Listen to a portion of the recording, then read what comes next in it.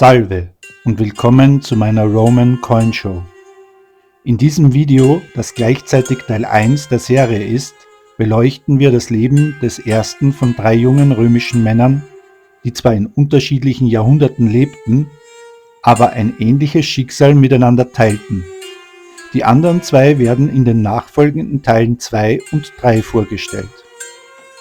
Alle 3 Männer waren designierte Nachfolger von römischen Kaisern mit dem Titel eines Caesar, und dennoch war es keinem vergönnt, in Rom als Kaiser zu regieren.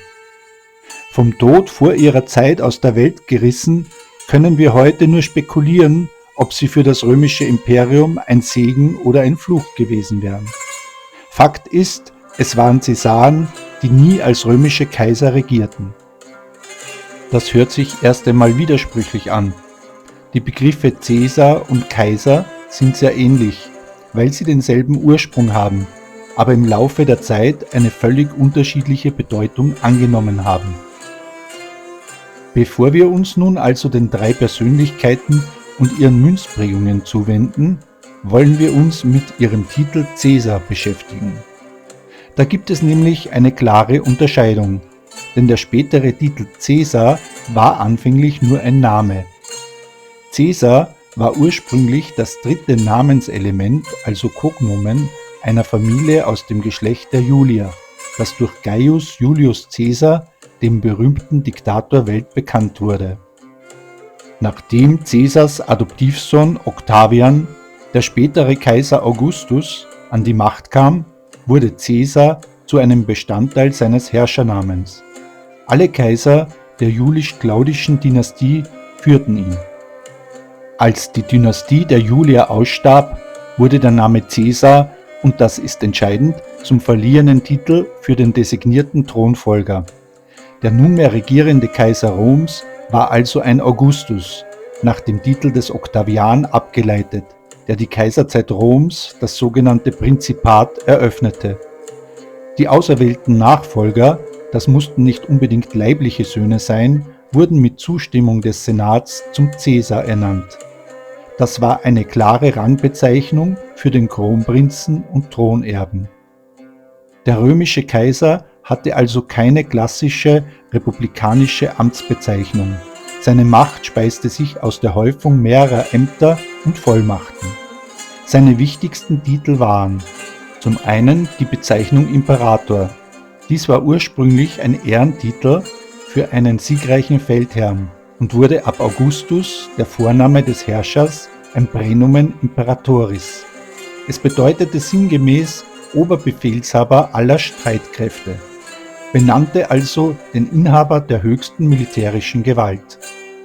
Zum anderen gab es den Titel Augustus. Das war der eigentliche Herrschertitel.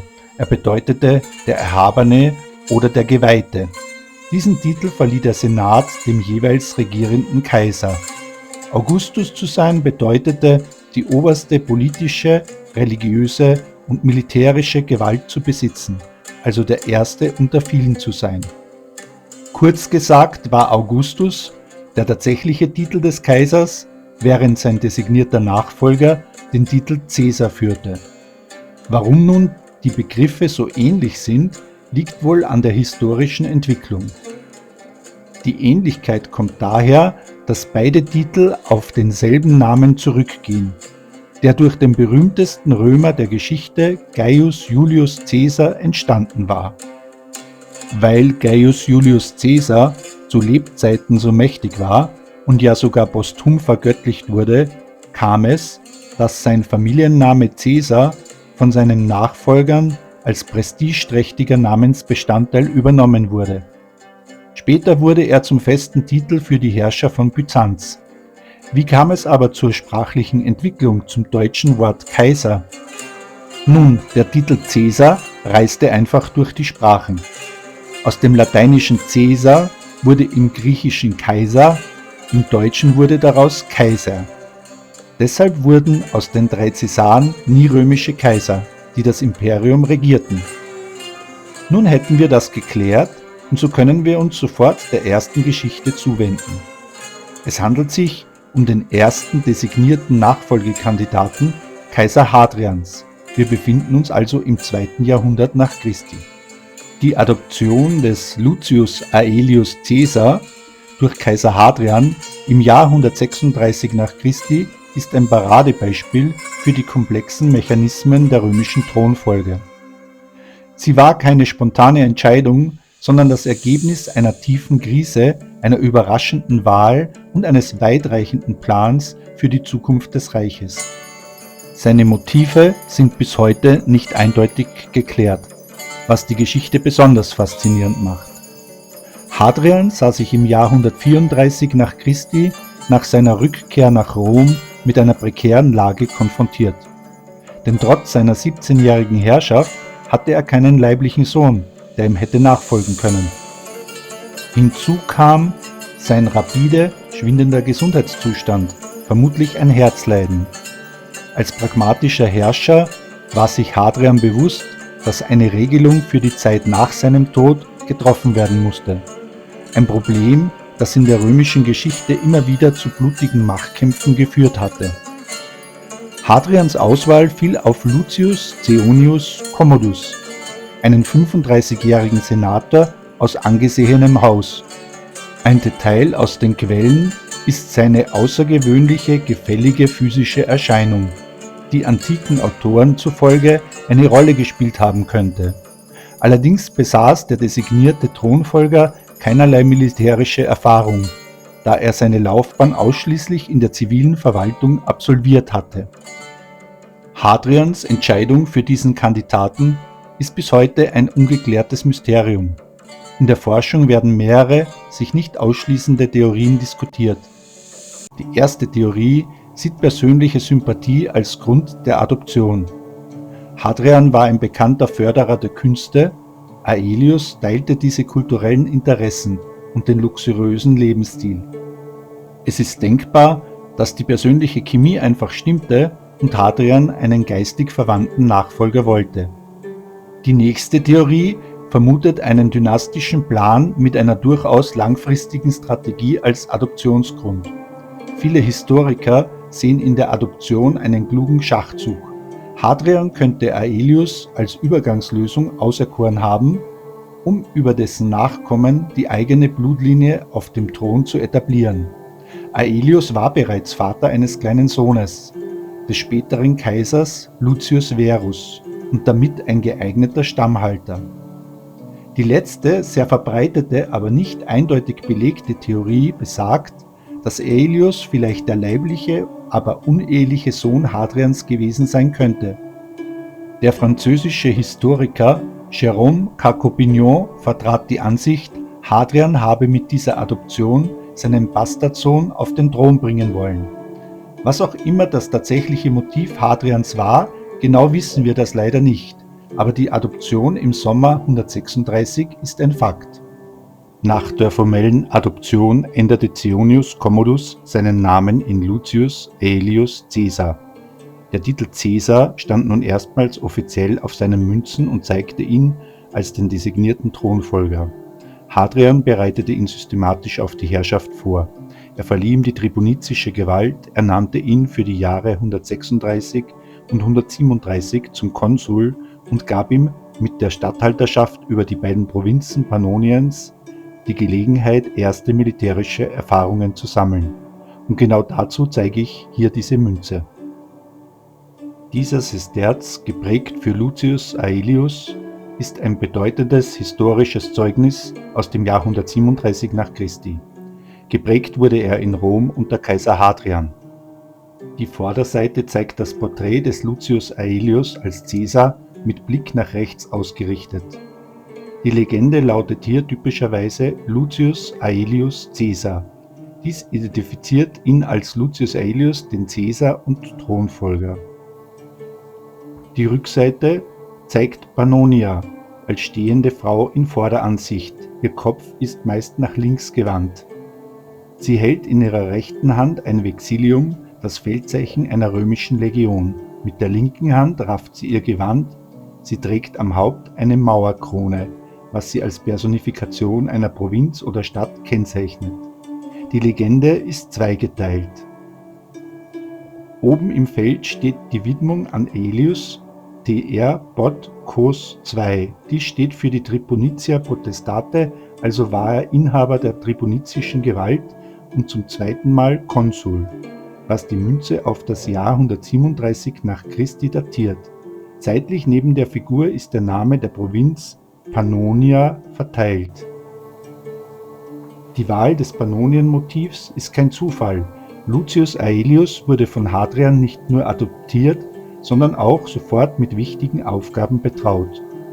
Lucius Aelius wurde für die Jahre 136 bis 137 nach Christi zum Statthalter der Provinz Pannonien ernannt. Die Darstellung der Provinz auf seiner Münze unterstreicht seine Rolle als Verwalter und militärischer Befehlshaber in dieser wichtigen Donauprovinz. Das Vexillium in der Hand der Pannoner symbolisiert die dort stationierten Legionen und seine Befehlsgewalt über diese Truppen. Was viele nicht wissen, Aelius war nicht nur für einen Teil, sondern für die beiden pannonischen Provinzen verantwortlich, also Pannonia Inferior und Pannonia Superior. Dies bedeutete eine außergewöhnliche Machtkonzentration, da er dort insgesamt 4 Legionen entlang der Donau befehligte. Hier aber kommt nun die römische Stadt Carnuntum, im heutigen Niederösterreich gelegen, ins Spiel. Zur Zeit des Aelius war Carnuntum nicht irgendein Dorf, sondern die Hauptstadt der Provinz Pannonia Superior. Die Stadt beherbergte das Hauptquartier der Legio 14 Gemina, eine der wichtigsten Legionen an der Donau. Als Oberbefehlshaber und oberster Verwaltungsbeamter der Provinz war Carnuntum der natürliche Sitz seiner Macht. Es ist daher kaum vorstellbar, dass Aelius seine gesamte Amtszeit ausschließlich in Rom verbrachte. Er musste die Truppen inspizieren, Verwaltungsangelegenheiten regeln und die Verteidigung der Grenzen organisieren. Also wird er schon mal dort gewesen sein, in der Hauptstadt seiner Provinz. Es gibt allerdings keinen direkten Beweis, etwa eine Inschrift, die einen Besuch des Aelius in Carnuntum belegt. Die offiziellen historischen Aufzeichnungen der Stadt Carnuntum zeigen jedoch, dass Kaiser Hadrian ihr um 124 nach Christi das Stadtrecht verlieh und sie zu Ehren seiner Familie in Aelium Carnuntum umbenannte. Dass sein Nachfolger und Adoptivsohn ausgerechnet diese bedeutende Stadt als Sitz seiner Statthalterschaft wählte, war ganz bestimmt kein Zufall, sondern unterstreicht mit Sicherheit die strategische Bedeutung Carnuntums für die Sicherung der Donauprovinzen. Leider ist halt wenig bis gar nichts zur Statthalterschaft des Aelius in Pannonien überliefert. Auf jeden Fall ist das hier ein sehr schöner Sesterz mit einem geschichtsträchtigen Rückseitenmotiv, der sich gut in meiner Sammlung einfügt. Auch die zweite Münze, ein Sesterz, der im Jahr 137 nach Christi in Rom geprägt wurde, zeigt ein sehr ansehnliches Porträt des Lucius Aelius Caesar. Besonders sticht hier der seit Hadrian in Mode gekommene Vollbart hervor. Es war für die damalige Zeit typisch, dass die Nachfolger eines römischen Kaisers durch dynastische Münzprägungen dem römischen Volk und auch den umliegenden Provinzen vorgestellt wurden. Die Averslegende bestätigt dies ebenfalls. Eine klare Nachfolgeregelung schützte das Imperium natürlich auch vor möglichen Usurpatoren oder ähnlichen Verschwörungen. Mal sehen, ob uns die Rückseite auch eine propagandistische Botschaft zu erzählen hat. Das zentrale Reversmotiv ist die Göttin Concordia als Personifikation der Eintracht. Hier sitzt sie nach links blickend auf einem kunstvoll verzierten Thron. In der rechten Hand hält sie eine Opferschale, die sogenannte Patera, und ihr linker Arm stützt sich auf ein großes, am Stuhl lehnendes Füllhorn, Cornucopia genannt. Die Legende lautet TR Bod Cos 2, Tribunitia Potestate Consul Secundum, genauso wie beim vorhergehenden Sesterzen. Darunter im Abschnitt Exerge steht Concord als Abkürzung für Concordia. Das Motiv der Concordia ist auf dieser Münze höchst symbolträchtig. Sie bezeugt die Hoffnung auf Eintracht. In der politischen Propaganda stand Concordia für die Eintracht im Staat, insbesondere zwischen Kaiser, Senat und Militär. Die Wahl dieses Motivs für den designierten Thronfolger drückt die Hoffnung auf eine harmonische und stabile Nachfolge aus. Außerdem legitimierte das Motiv den Aelius Caesar als Garanten für die Einheit des Reiches und betonte seine Rolle als zukünftiger Herrscher. Die Verwendung von Concordia auf den Münzen eines Thronfolgers sollte das Vertrauen der Bevölkerung und des Militärs in die geordnete Herrschaftsnachfolge stärken und so die Stabilität des Reiches sichern. Naja, das klingt ja alles erstmal sehr gut und wohl überlegt vorbereitet. Der Nachfolgeplan des Hadrian schien am Anfang auch gut zu laufen, bis dann letztlich doch alles anders kam. Lucius Aelius starb nämlich bereits am 1. Januar 138, nur 1,5 Jahre nach seiner Erhebung zum Caesar, an einer Krankheit.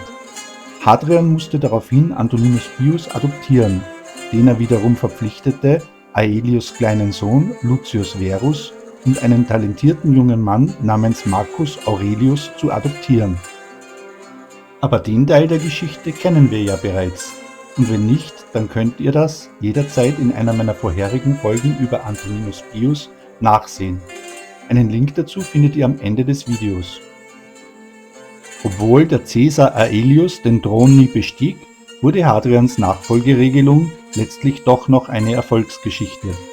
Die Herrschaft ging beinahe ohne Schwierigkeiten nahtlos an Antoninus Pius über und von dort weiter an die beiden von ihm bestimmten Adoptivsöhne.